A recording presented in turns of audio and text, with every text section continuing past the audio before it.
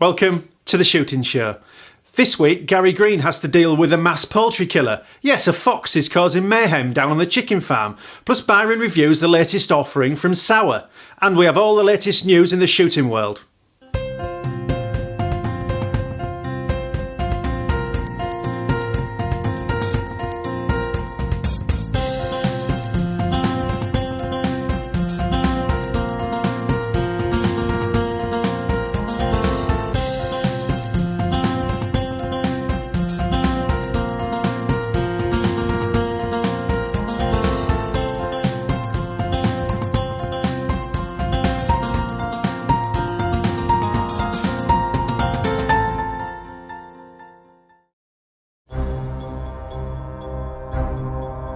The fox is the farmer's nemesis. Its propensity to commit mass murder when it gains access to a poultry flock is well known. One such fox has given Gary Green a few sleepless nights, so it's time for a sleepless night of his own making, waiting out for the culprit in his purpose-built fox box.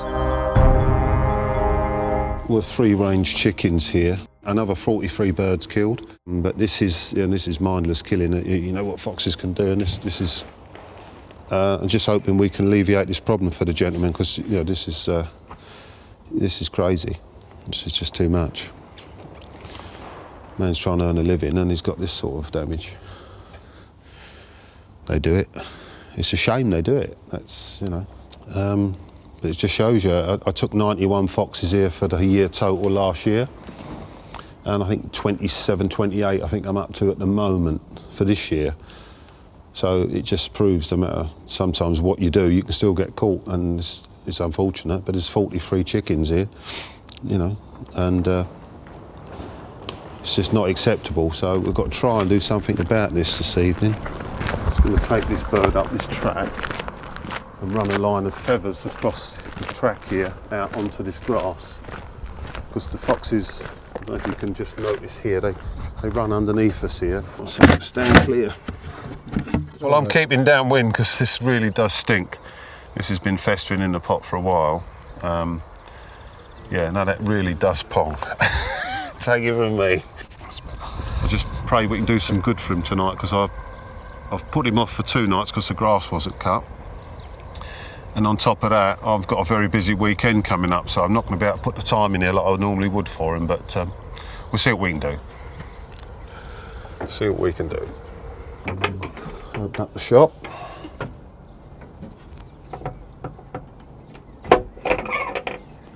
We're in nice and early, so we've got to be super quiet. It's an observation hut for whatever, really. I mean, being that I started out as a bird watcher and I still do. It was just the idea I had from that, because I'd sat in many a bird hut. I just thought it was a perfect way to get the elevation and away from the scent, eyesight, ears, everything of a fox. And you're going straight to earth, which is the perfect thing for safety. So we won't float the back end of the rifle at all. We've even got this support, which just sits in nicely. Just jam it in. So everything's really locked down and under control. And that's rock steady now. If you miss now, it's certainly not the rifle or the kit you're using. That's perfect. In position, Gary makes sure the important matters are attended to first.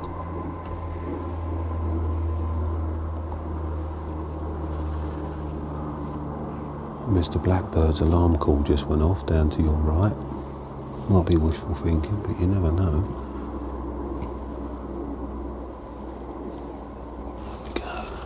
Tea and biscuits. Well, there's no point having your own fox box if you can't treat yourself. Home comforts is nice. Well, it just gives you the edge in that you can put in a lot more time. Because you could go all night if you want. Put the heaters on low, no problem. There's never any real pattern to this. I mean, shot me at 2 o'clock in the morning, 4 o'clock in the morning, 12 o'clock on a Sunday afternoon. You just, when they come, they come. It's working on the crow. He's down, following this feather line, look. Bit of fat on that bit. His mate's on the fence post.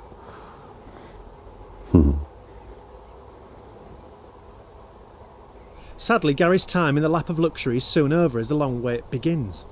Day turns to evening, and evening to night. With no pattern to this fox's appearances, all Gary can do is watch and wait.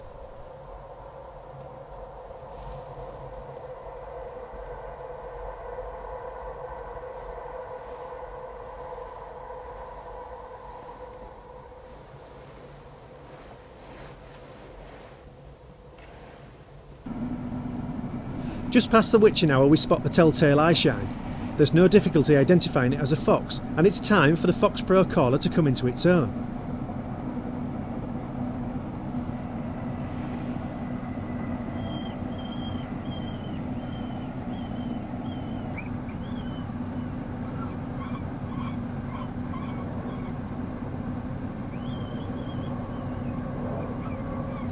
Charlie doesn't seem all that eager to come to the call. As it turns out, there's something else within range that's badgering in him. There's nothing we can do about this intruder, but we wait for the coast to clear. With the badger on its way, we turn our attention back to our intended quarry. But it's still not coming in. Gary changed tactics and tries a hand squeak.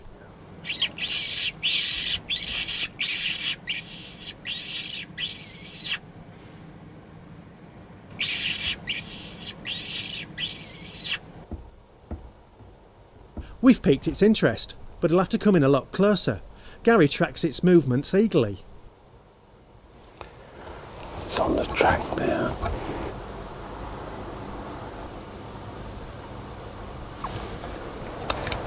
It's back on the other side of the ditch, going down behind the edge again. Okay, left of the shed.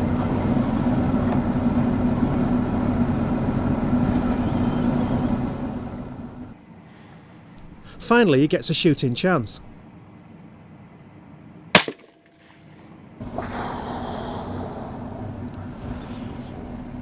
I don't normally get the shakes after a shot, but I did after that one. I think we get 20 out of 10 for perseverance on that one. Well, that fox, I'm hoping it's the same one.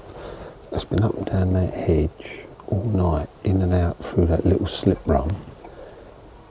You know, we've seen it 2 or 3 times down there, 3 or 4 times in the middle. And that's come through here on the right, run down behind the telegraph pole, and going to do what it's done all night, just avoid us completely. But I've put the caller on this time and it's run straight in, just incredible. Right up to, I don't know, probably not much more than 50 yards. There'll be no hunting through the undergrowth for a carcass this time. This fox went straight down. Certainly worked for it. I'm just trying to think. We got in here, I don't know, about 6:30, and it's actually 2 o'clock in the morning. Oh dear. But there you are.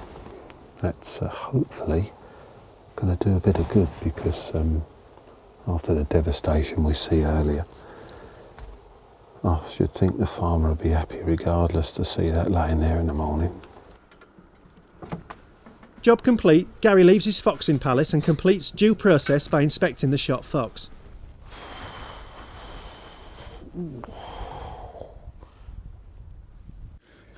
Yeah, not tremendously old. It was a nice clean kill. Exactly where I laid the bullet. But if that hopefully is the one that's done all that damage, that's a very good one to get. She certainly didn't want to leave that hedge, did she? She was up and down there. She was almost aware of something not quite right, but strangely enough, she answered to the call eventually. But cheers to a job well done. And you don't snore that loud, James. Gary hunting foxes in comfort there. And now, the shooting show news. This is the Shooting Show news. Richard Bunning has spoken to the Shooting Show after his win on the mile-long Beretta World Course at the Holywell Estate last weekend. Richard has high gun for the week after scoring 113 on Saturday. The two highest scorers from each day went through to a six-man shoot-off on Sunday, where Richard hit 21 targets to edge out Phil Gray and Paul Simpson. Had a bad start, but then forgot about it, carried on, had a good round, just consistent really, all the way round. You've got nothing to lose, you've done the hard work to get to the final. And when you're in the final, really that's anyone's. You've just got to hold your head together, concentrate, and I didn't take any notice of anyone's score. Did you have any stands that you really struggled on at all? Not really. For a full report, pick up the next issue of Clay Shooting. The GWCT has said it is delighted at the attendance and public support for the Scottish Game Fair 2013. Last year's fair saw the event at Scone Palace cancelled after one day, but 3 days of sun this year banished thoughts of the 2012 event from the minds of the reported 35,000 attendees. The show marked its 25th year with an anniversary party, a clay shooting workshop with Peter Wilson, and a hill pony parade in memory of Fred Taylor. Shooting will soon have its own centre of excellence for individuals looking to improve technical, physical and mental aspects of their shooting. Phil Coley has organised the project in conjunction with the University of Gloucester. He told us it would support the professional development of shooters at all levels and would also focus on coach development. It's going to become a hub for individuals looking to improve their shooting. More so than that, it's going to be looking to be a hub of providing the very best in terms of sporting knowledge, expertise for learning and development. Full story in Clay Shooting magazine.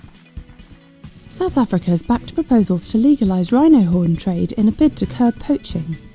This comes after it was revealed that 450 rhino had been poached already this year, meaning the rate of deaths is set to greatly exceed last year's total. South Africa's Minister of Environmental Affairs said the country could not continue to be held hostage by syndicates slaughtering rhino.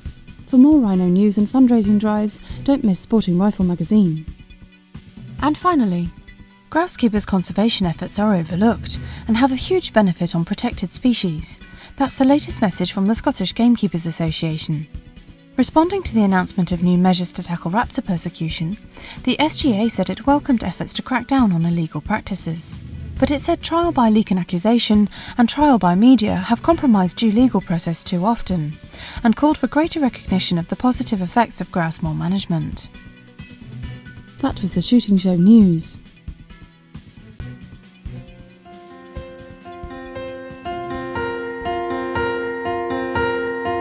This week we have a chance to look at one of the most exciting rifle releases of 2013. It comes from a German manufacturer, and most people will know them for their switch barrel 202 model. Of course, I'm talking about the launch of the Sauer 101. Now, Sauer have launched this rifle into a very competitive part of the market. The synthetic version comes in around £1,300, and this wooden stock version comes in at £1,500. And already, coming from a manufacturer like Sauer, that sounds like very good value for money. So let's just have a quick overall look and feel of the rifle before we dig into the various different aspects that Sauer are so keen to let everybody know about. In the shoulder, it's very comfortable, and one thing you cannot deny is it's a very good looking rifle. My cheek is nicely aligned with the scope. This stock has been designed with scopes in mind, which makes a nice change. At the front, the slender lines of the forestock really do help you grip the rifle into your shoulder, and the checkering feels nice and crisp in the hand. The only thing for me is the palm swell on the pistol grip is just a little bit too generous for my hands, and I've never been a massive fan of real shiny finishes on the wood. But that said, I think they've got a lot right with how this rifle feels, and it's just over 6.5 pounds. It's very nicely balanced in the hand, just enough weight to make sure that you shoot a rifle accurately, but not too much weight that it's going to drag your arms down all day. Anybody that knows the Sauer 202 will be unsurprised to find that in the 101, Sauer have done things a little bit differently. And one of the most interesting aspects of this new rifle is the way that Sauer go about fitting the barrel to receiver. Now, most people at home will have rifles that have threaded barrels, and essentially the barrel is screwed into the receiver. On the Sauer 101, it is friction fitted, and the way that Sauer go about this is by heating the receiver up to allow it to expand before pushing the new barrel in and cooling the receiver, which allows it to contract over the barrel and hold it in place. Now, head spacing is guaranteed because the bolt itself, like in the 202, locks down inside the barrel, and they make sure that the barrel is the right way round into the rifle by a little pin on the bottom which fits into a locating hole in the receiver itself. And we'll see on the range a little bit later whether it's made any difference to Sauer's legendary accuracy, but it's a very efficient and interesting way to build a new rifle. Looking at the bolt, you will see that the shaft is virtually identical to the Sauer 202. That's pretty much where it ends. There are 6 substantial locking lugs across the entire caliber range on the 101, and these, like I've already said, lock into the barrel itself.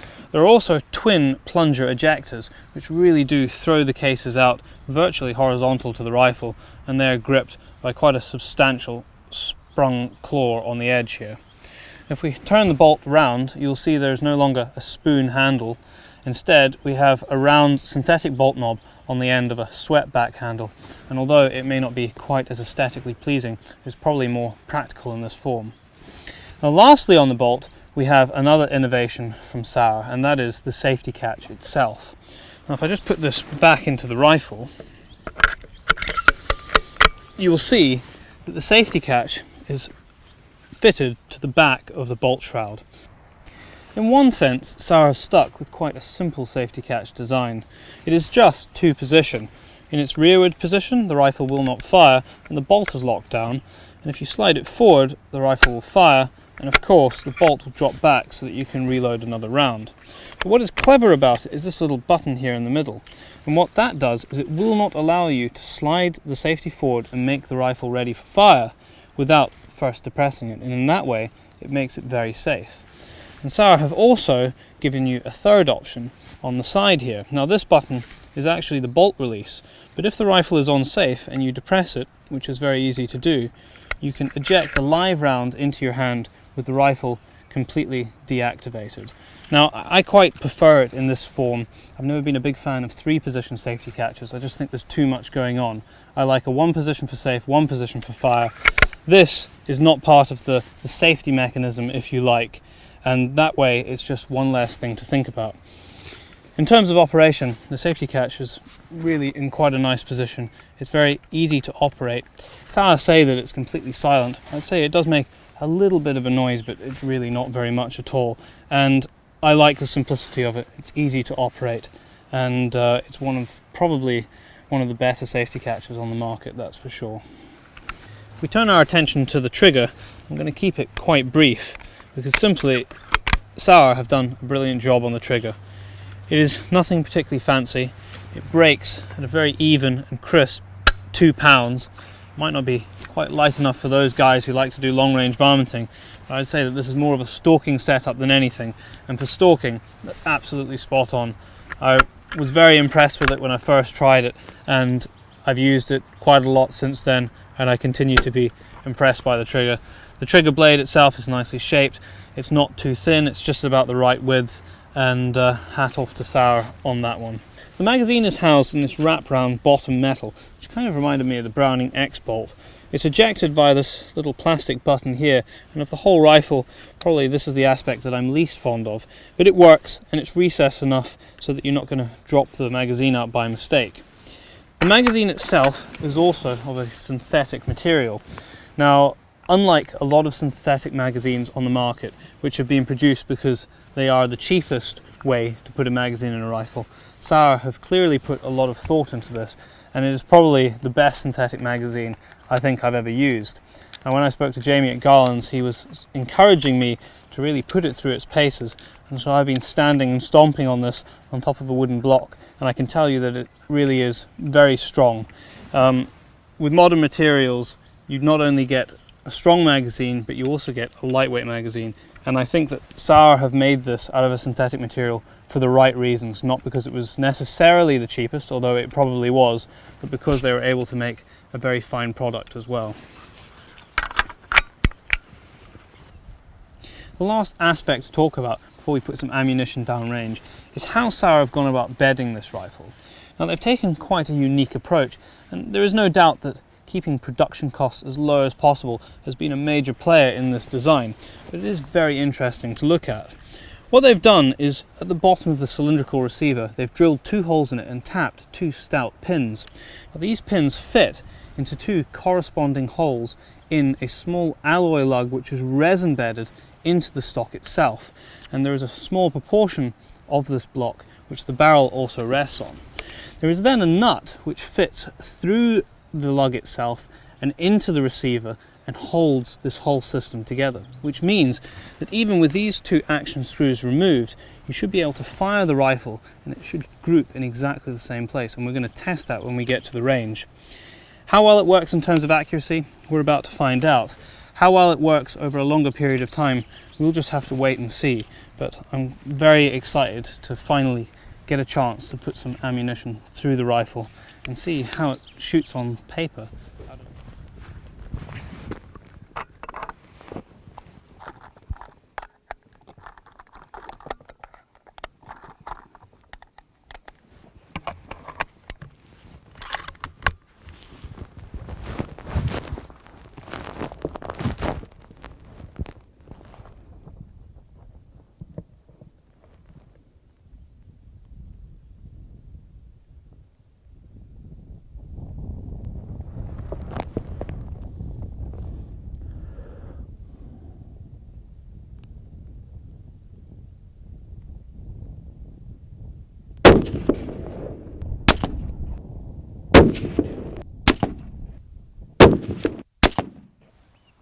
You have to forgive me for having a bit of a messy target. I've been testing a lot of rifles today.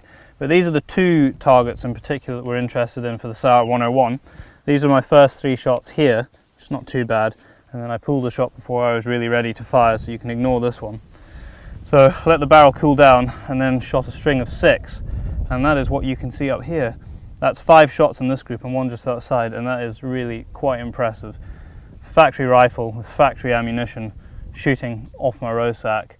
I'm very impressed with how well that rifle was shot, and that was 170 grain ammo, and I haven't even tried any other bullet weights yet.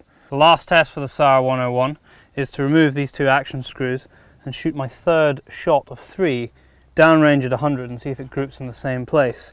In theory it should.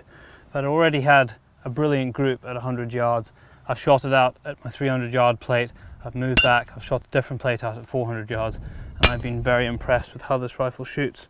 So let's see what happens when I do this, and all going well, I should continue to be impressed. I'm going to have to be extremely careful when there's no trigger guard on this, so do not try this at home.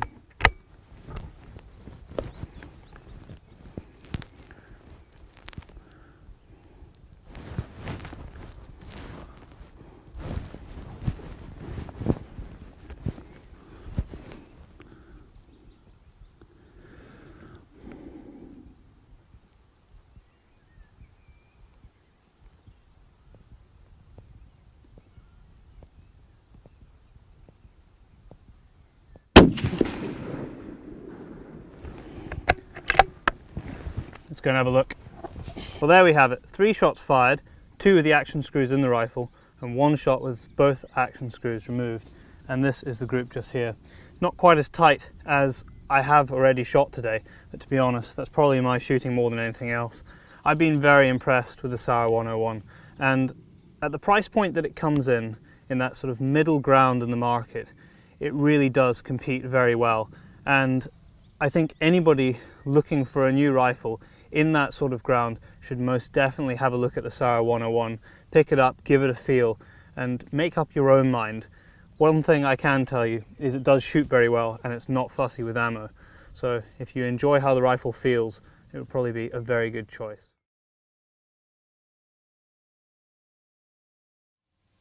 Well, that's it for this week. Thanks for watching. We're out every Monday, 7:30 PM UK time. This is The Shooting Show.